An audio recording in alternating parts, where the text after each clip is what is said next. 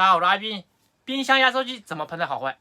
其实很简单，只要3个步骤就可以了。检查方法和空调压缩机都是差不多的。现在我来跟大家分享一下。比如，我们就拿这个冰箱压缩机来说一下。首先，我们来说一下，如果冰箱压缩机坏了，会造成什么现象？一般的冰箱会出现3种情况。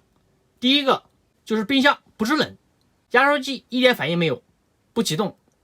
第二个，冰箱一插电就跳闸。第三个，冰箱制冷效果不好，或者压缩机启动的冰箱也一点不制冷，又或者冷冻时冷的，冷藏时不制冷。所以冰箱压缩机坏了会造成这3种情况。我们首先来说一下第一种检测方法，就是冰箱不制冷，压缩机一点反应没有。这个时候我们可以把这个冰箱的启动器、保护器全部给它拔下来，然后我们来测量一下这个压缩机的线圈，看它的阻值怎么样。比如你们看，这个有25欧，这边有5欧，这边有30欧，3个阻值都不一样。这样简单的测一下就能知道这压缩机的线圈是好的，没有问题。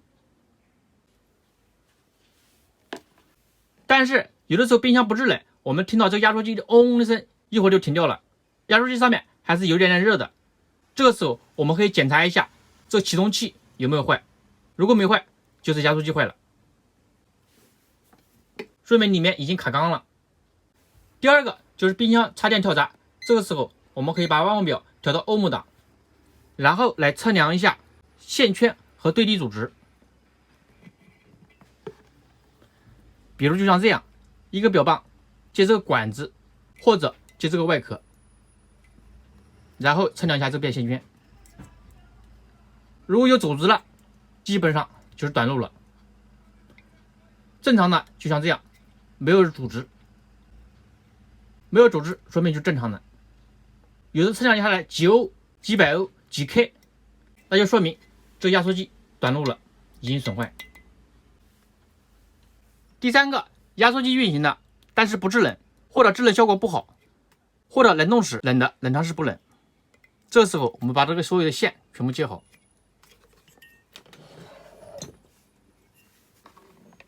然后插电。这个时候我们可以听到压缩机在工作。正常的压缩机这边有3个口，有2个是低压，等于说这2个是通的，有一个是高压，我们用手摸一下就知道了。正常的这个高压是一个排气的，我们用手堵住，如果手能堵得住不漏气的话，那说明压缩机吸排气不行了。如果手堵不住，说明这个排气功能是正常的。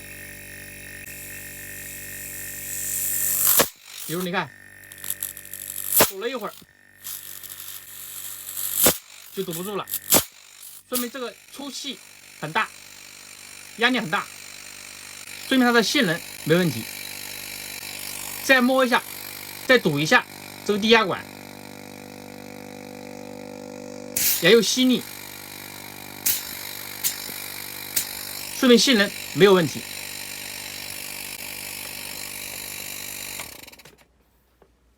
所以冰箱压缩机到底是好的还是坏的，只要掌握这3种方法就能快速知道。你们学会了吗？好了，这个视频就给大家分享到这里了。